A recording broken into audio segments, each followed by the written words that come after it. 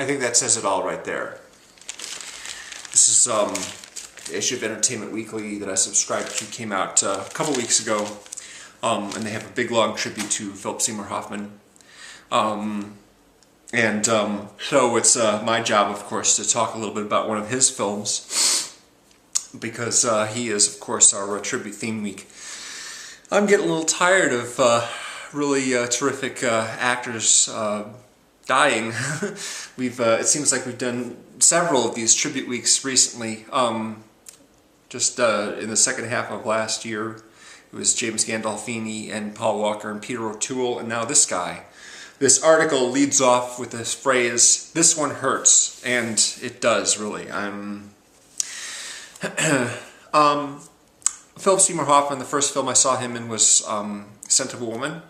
I didn't, of course, know who he was, but he made an impression. He was the slime ball student who was one of the guys who was forced to testify at a hearing on behalf of the superintendent or the dean. I forget exactly what his title was, but at the private school where he and Chris O'Donnell attend.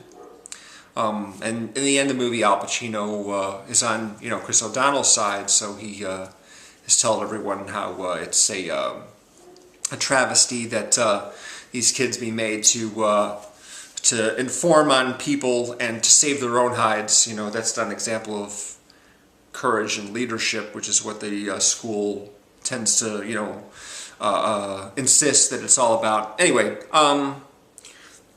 I don't recall seeing him again until Twister.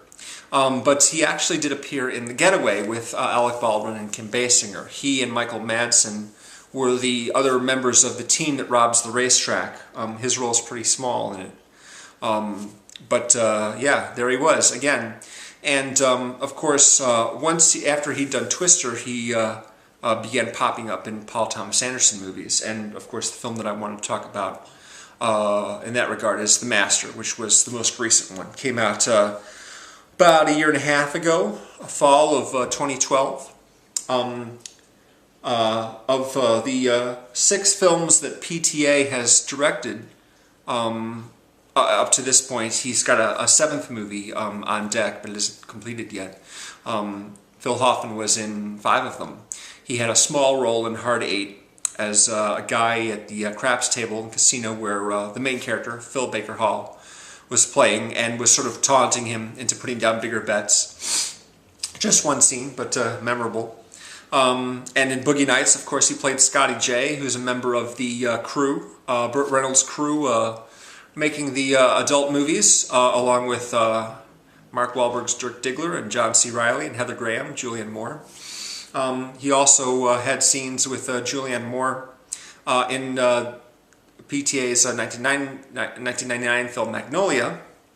And of course, he co-starred with Tom Cruise in those scenes. It's a large ensemble in that film, but he principally just really worked with Jason Robards, who's the Earl Partridge, the man who's he's caring for, and Tom Cruise is Frank T.J. Mackey and Julianne Moore as Earl Partridge's wife.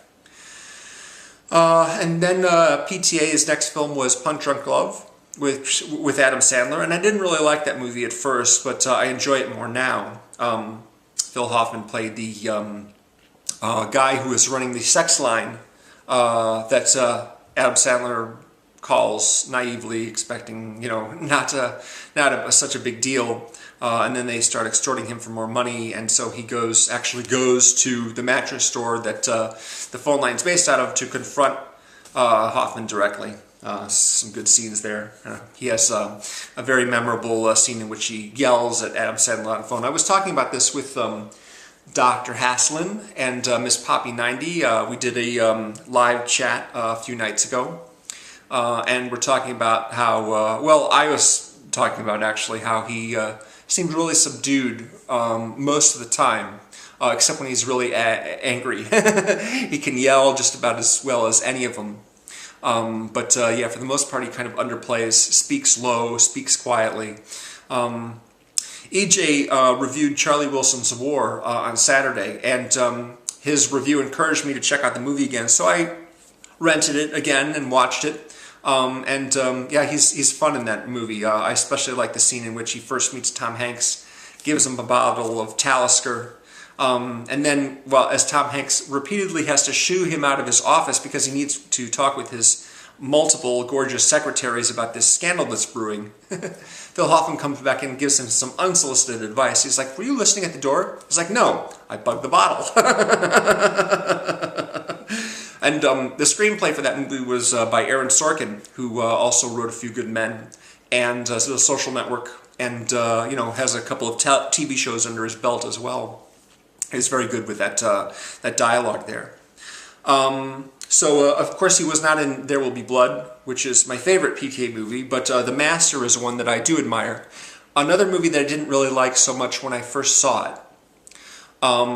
But that's partly because I really, you know, it's one of those movies that really doesn't hold your hand as you're watching it. Most movies, especially the mainstream ones, characters are always sort of summing up what's happened and talking to other characters about what's going on and what they're about to do. And if not, there's narration. You know, there could have very easily been narration in this movie as the main character, played by Joaquin Phoenix, is moving from job to job and town to town. But the movie doesn't make it easy for you. You have to sort of figure out what's going on just from what is shown, which is just basically the basics, the bare necessities of the story. Joaquin Phoenix, as I said, is the main character of The Master. He is a World War II veteran, and as the war comes to an end, he has some physicians basically counsel him about possible post-traumatic stress syndrome, but it's clear that after a while that he's just a very, very messed up guy in general. His character's name is Freddie Quell, and after he gets out of the service, we see him working in a department store as a portrait photographer, which he messes up by getting into a fight with one of the customers. And then he's working on a farm, but he has a weakness for the hooch, as they say. He will mix various types of alcohol and whatever other volatile liquids he can get his hands on to create his own blend of booze. He'll use paint thinner, he'll use rocket fuel out of the ships that he's sailing on, he'll use just about anything. And when he serves this to a few people he's working with, one of them's kind of an elderly man, and he gets has some stomach problems afterwards, and he gets very sick. And everyone accuses him of deliberately poisoning the guy, which of course he didn't do, but he, scrams anyway, gets the heck out of there, and stows away on a boat, which just happens to have a wedding party on board.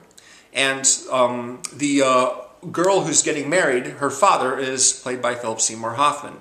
His name is Lancaster Dodd, and he is the quote-unquote master of a sort of a therapeutic movement which they call the Cause.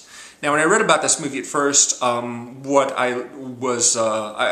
gave the impression that it was sort of a fictionalized version of L. Ron Hubbard, the character of Lancaster Dodd, is a fictionalization of L. Ron Hubbard, who of course created the religious movement Scientology.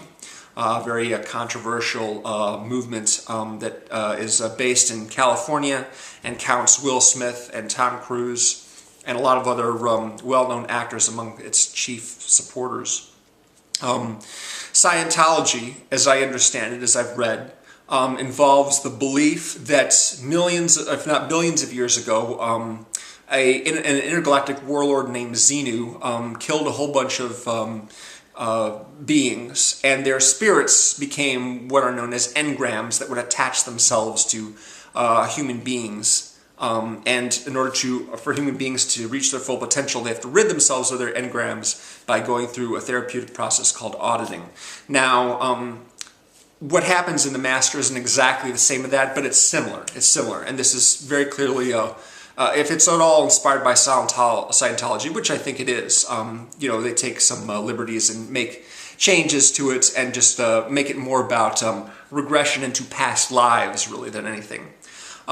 This movement involved Lancaster Dodd traveling around the country and talking about, these types of therapies that can make people be better people and reach their full potential by confronting the mistakes of their past lives. And some people, of course, don't believe in past lives. And after a while, Joaquin Phoenix character Freddie Quill, although he is very enthusiastic about the movement at first and thinks it's helping him, realize that it really isn't, and Lancaster Dodd's basically just making all this up, that none of it is actually true, and at that point they get a little rough with each other, both verbally and physically at times. Amy Adams, of course, is also in this movie. Amy Adams was in Charlie Wilson's War as well, and we just did a theme week on her. This would have been a good choice for her theme week, actually. I picked one of her more disreputable early films to review, but she is, this is one of her movies in which she's playing someone very, very strong-willed and stoic. She's Lancaster Dodd's wife, and I didn't recognize the actress. She looked kind of familiar, who plays the daughter, just got married. Turns out she was on One Life to Live. No, sorry, All My Children. Sorry, she played Colby Chandler. She was one of several actresses that I saw play that part. With soap operas, you know, they can switch an actor out because the character is always more important than the actor playing it. They don't value actors as highly, I guess, on soap operas as they do. They couldn't just write the character out. Anyway, she's in the movie. So yeah, this is a strange film, and again, one that really doesn't hold your hand and guide you along through the whole story. You have to sort of figure things out as you go along. In fact, there's a scene in this movie in which, there's a point in the story in which Freddie Quell's had enough and he leaves Scientology. Whether or not he leaves of his own accord or he's booted out, it's not really clear because it isn't shown. But I gather he leaves of his own accord. It's his choice to leave, because what we have, instead of him saying, I'm through with you people, I'm out of here, I'm gone, and then him leaving, we have a sort of a symbolic scene, which takes place in the middle of this big open desert-like expanse in which they're riding around on a motorcycle. And he gets on this motorcycle and he rides off into the distance, and Lancaster Dodd and his daughter and his son-in-law are standing there wondering when he's going to come back. They're just watching the motorcycle veer off into the distance. And next thing you see, it's years later. So at some point he left. It's just not shown, and it's up to you, the viewer, to sort of figure out that that's happening there. Unless, of course, you're watching this video, in which case you know because I just told you. So yeah, the movie takes place over the course of, I think, about 7 years. If I'm not mistaken, World War II ended around 1945, and we see most of the movie takes place in the early months of 1950, the first half of the year. And then we see, years later, Freddie Quell get a call from Lancaster Dodd saying, we're over in England now, you should come over to England. There's some new process I think would really help you. I bet we can cure you of what ails you. But once he gets over there, Amy Adams, the wife, doesn't want to have anything to do with him. And Lancaster says, look, stay if you want, but if you leave here, I don't ever want to see you again. I'm like, this guy just invited him to come all the way to England to participate in the cause again, the cause, as they say. Why is he acting like this? I'm not really sure. He also sings him a song in his last scene, and I'm not really sure what the significance of the song is either. I went back through the movie and tried to figure out if there was a song that appeared earlier on in the film that was significant in some way, but it's not. It's the only time that song is sung. Slow Boat to China, I think, is the name of it. Anyway. So yeah, this is somewhat of a challenging movie, but it's darn interesting, and it's better the second time you see it, like Shutter Island, because you're sort of aware of what's really happening and what directions the story is going in. PTA shot this movie in 70mm, which is the format that Christopher Nolan would use for his action sequences in the Dark Knight movies, the second and third Batman films that he did. But it was never shown in an IMAX theater. Not that they wouldn't. They'd show like Captain America or Watchmen or something like that. They'd show the big movies in the IMAX theater. They wouldn't show a drama like this. New RoboCop's in the IMAX theater, which is really too bad because very few theaters at the time this movie came out were actually still projecting movies on film. In fact, the one place I thought that I could see this movie projected on film converted to digital projection the week before The Master came out. That was really disappointing.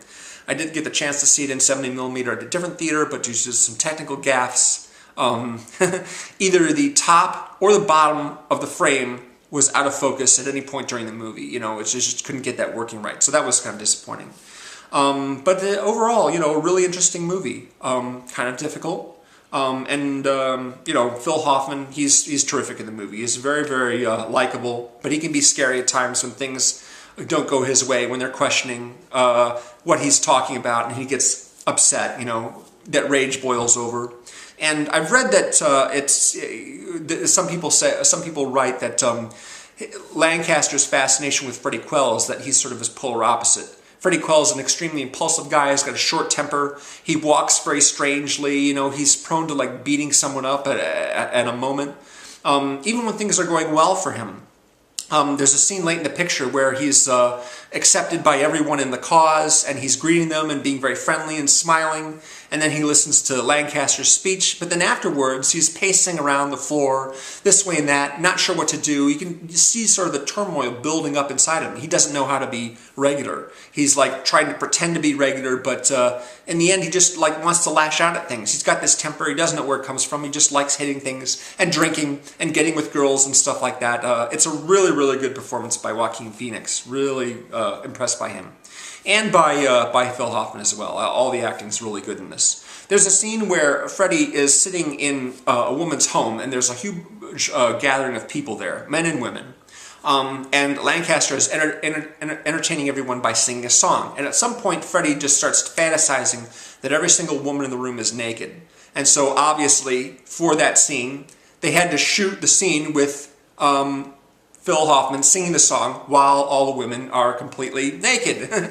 But the tone of the scene and the performance that Phil gives doesn't change a little bit. There's no sort of difference at all in what he's doing, which is, you know, an admirable feat, considering he's surrounded by naked women. That's impressive. I should mention the score is done by Johnny Greenwood, who did the score for There Will Be Blood, and is also going to be scoring PTA's next movie, Inherent Vice, which also has Joaquin Phoenix in it, and a lot of other really cool people. Yeah, it's very, very sad. You know, I've been looking for Phil Hoffman pictures from his various films and posting them on my CineRam Facebook page. A new one per day. And I got some good news recently when Ellen Page decided to come out of the closet. That was nice. That was a real, that made me happy. I was glad that happened. So that's something of a reprieve from the gloominess that I've been feeling, and some of us big movie fans have been feeling, about the fact that we're not going to be seeing many more Phil Hoffman movies. There's 2 more that he finished, and will be released probably sometime this year. And then, of course, the last 2 Hunger Games movies, which he didn't finish shooting all of his scenes for, but most of them. So I don't know if it's going to be a situation like the Matrix sequel, where the Oracle is replaced by a different actress in the 3rd one.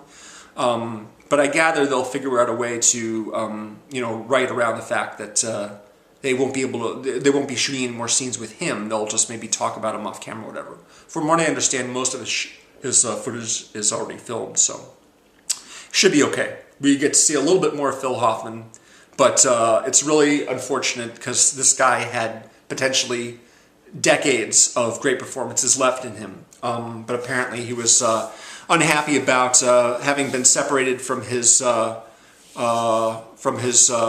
lady and his kids. He was living in a different apartment, actually, at the time that he died.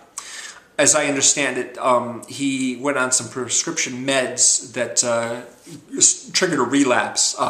He was big into the recreational drug use when he was much younger, but he had been sober for about 23 years.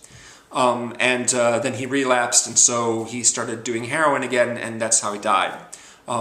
James did a really nice video on Phil Hoffman on Tuesday. Didn't really talk about any of his movies, but he has some experience with people who suffer from addiction. And it doesn't discriminate. You know, you may have tons of money, you may be a successful actor, but if you're addicted to heroin, that's a serious problem, and you could it could be the death of you, no matter who you are.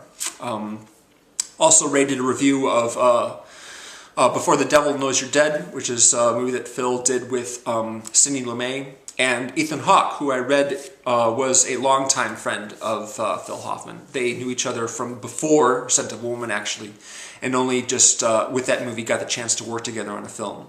He also did a lot of stage work. He was in Death of a Salesman. He's, you know, he was originally going to be an athlete, but he had a neck injury, so he went into theater instead. And we are all the better for it because we've got lots of good Phil Hoffman films to watch. He's been in a bunch of them, lots of them.